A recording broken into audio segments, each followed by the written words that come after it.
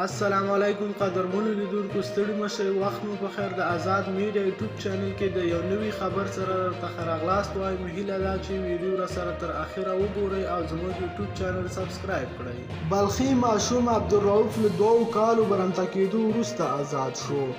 دغه بلخي ماشوم د 1499 کال لړم میاشت کې له خپل کور څخه ښوونځي ته پر لار د انسان تښتونکو لخوا تښتول شوی و. ذبیح الله مجاهد نن شنبه اپریل 23 غویي 3 پر خپل ټویټر پاڼه لیکلي چې دغه ماشوم نن د یو لړ ځانګړو مراسمو په ترڅ کې په مزار شریف ښار کې خپلې کورنۍ ته وسپارل شو.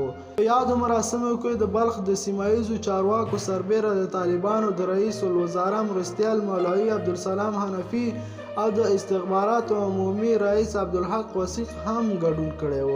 ښاغلي مجاهد د دغه ماشوم د خلاصولو د عملیاتو په اړه کوم معلومات نه دي ورکړي، خو د طالبانو د استخباراتو ریاست وایان خلیل همراز ویلي چې دغه بلخي ماشوم د یو لړ پیچلو عملیاتو په نتیجه کې آزاد شوی دی. تر دا مهاله معلومه نه ده چې دغه ماشوم د چا لخوا تښتول شوی و. تر دې مخکې د عبدالرؤف پلار ویلي چې انسان تښتونکو د هغه د زوی د خوشي کولو په بدل کې له نوموړي څخه د 1.5 میلیون امریکایي ډالرو غوښتنه کړې وه. د عبدالرؤف د اختطاف پیښې له امله د بلخ ولایت اوسیدونکو او د نوموړي دوستانو پراخ اعتراضونه وکړل او د نوموړي د خوشي کولو لپاره یې د بلخ ولایت مقام مخې ته د تحسین خیمه وهلې وه.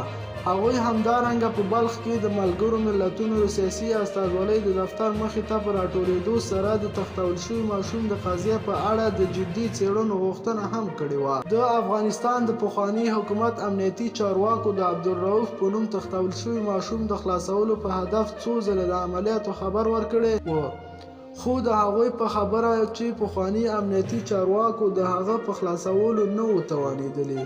قدرمنو لیدونکو، تاسو د دې موضوع په هکله څه نظر لرئ؟ خپل نظریات مو راسره په کمنټ کې شریک، ویډیو لایک کړئ او چینل هم درسره ضرور سبسکرایب کړئ. تر بیا ښه وخت، هر چیرې چې یاستئ ښاد، اباد او بریالي اوسئ.